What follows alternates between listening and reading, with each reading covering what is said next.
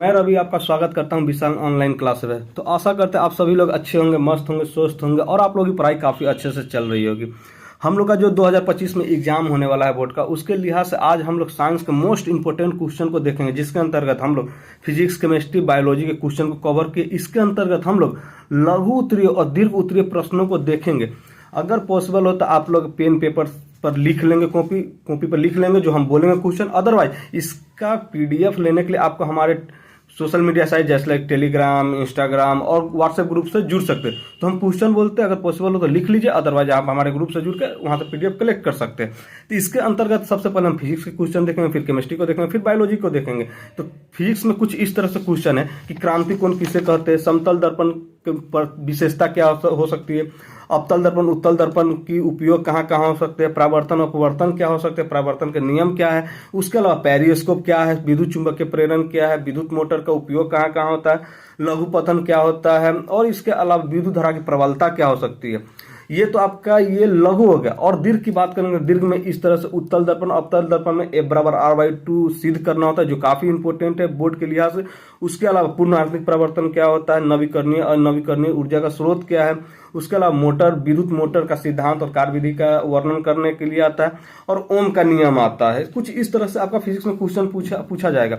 और अब बात करते हैं केमिस्ट्री पर आते हैं। तो केमिस्ट्री के अंतर्गत हम लोग सबसे पहले लघु उत्तरीय को देखेंगे, फिर उसके बाद दीर्घ उत्तरीय को भी देखेंगे। तो लघु उत्तरीय की बात करेंगे तो लघु उत्तरीय में प्रतिस्थापन में वियोजन अभिक्रिया का उदाहरण सहित देना है। एग्जाम्पल, उष्मा शोषी और उष्मा सेपी अभिक्रिया क्या होता है, संतुलित और संतुलित अभिक्रिया क्या होता है, उसके अलावा हमारे अमाशय में अम्ल की क्या भूमिका है वो आता है। उसके बाद धातु अधातु में अंतर होता है, इसके गुण और गुणों को लिखना है, रासायनिक गुण होता है, भौतिक गुण होता है, उसको लिखना है। उसके अलावा ईंधन के रूप में अल्कोहल का इस्तेमाल कैसे किया जा सकता है, ये काफी इंपॉर्टेंट एग्जाम में पूछा जाता है ये क्वेश्चन, तो इसको आप लोग ध्यान रखेंगे। उसके अलावा प्लास्टर ऑफ पेरिस का उपयोग क्या है, इसके बनाने की विधि क्या है, इसके अलावा द्विधर्मी ऑक्साइड क्या है, ये भी आप लोग को बताया जा सके। द्विधर्मी ऑक्साइड क्या है, उदाहरण के अनुसार इसको बताया। अम्ल, क्षार, लवण तीनों में डिफरेंस बताकर एक एक एग्जाम्पल देना है। उसके बाद न्यूलैंड्स का अष्टक नियम क्या होता है, ये भी काफी एग्जाम में पूछा जाने वाला प्रश्न।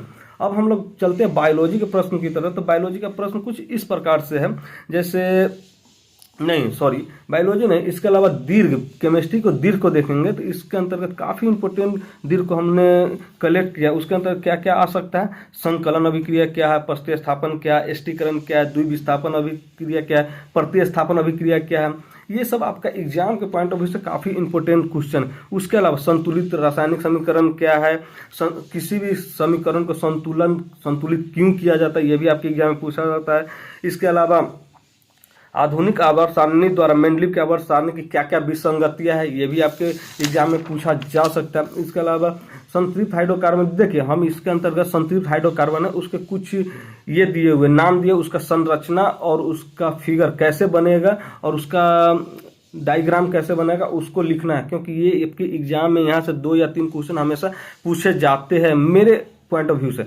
तो इसमें क्या क्या है, जैसे एथीन हो गया, प्रोपेनॉल हो गया, ब्यूटेन हो गया, क्लोरोप्रोपेन हो गया, बेंजीन हो गया, एथाइन हो गया, फॉर्मल्डिहाइड हो गया, मीथेन हो गया, डाइक्लोरोमीथेन, इथेनोइक अम्ल हो गया, ब्रोमोपेंटेन हो गया, ब्यूटेनोन हो गया, हेक्सेनॉल हो गया, ब्यूटीन, मेथनॉल, टाइलिन, नेफ्थलीन। तो ये सारे जो है ना संतृप्त हाइड्रोकार्बन है, और आपके एग्जाम में इससे संरचना पूछा जाता है और इसका सूत्र, अणुसूत्र पूछा जाता है। तो इसको आप लोग अच्छे से लिख लेंगे और इसका सूत्र भी बनाकर दिमाग में रिवाइज कर लेंगे, क्योंकि आपके एग्जाम में ऐसा पूछा जाता है। इसके अलावा आते हैं हम लोग बायोलॉजी पर। तो बायोलॉजी का कुछ इस तरह से क्वेश्चन, उत्सर्जन क्या होता है, उत्सर्जन में वृक्क की क्या भूमिका होती है, उसके अलावा पोषण प्रपोषण क्या होता है और प्रपोषण कितने प्रकार के होते हैं, परिसंचरण तंत्र एवं वाष्पोत्सर्जन। परिसंचरण तंत्र और वाष्पोत्सर्जन ये हमेशा 1-2 साल गैप करके हर बार ये क्वेश्चन पूछा जाता है, इसको आप लोग ध्यान रखेंगे। पीयूष ग्रंथि को मास्टर ग्रंथि क्यों कहते हैं, काफी इंपॉर्टेंट है, बोर्ड के क्वेश्चन है, काफी इंपॉर्टेंट है। इसके अलावा जीवाश्म ईंधन किसे कहते हैं, 2 जीवाश्म ईंधन का नाम लिखें। उसके अलावा जैव निम्नीकरण करणीय और अजैव अनिम्नीकरणीय क्या होता है, उसके बारे में भी जानकारी होना चाहिए आपको।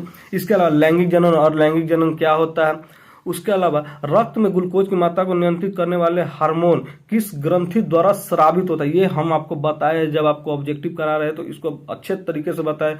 इसी को मतलब थोड़ा लघुत्तरीय फॉर्म में लिखना है, थोड़ा बढ़ा कर लिखना है। इसके अलावा नर और मादा हार्मोन के नाम और कार्य क्या क्या हो सकते हैं, हमारे शरीर में वसा पाचन होता है, यह प्रक्रम कहाँ होता है, ये भी काफ़ी अच्छा क्वेश्चन है।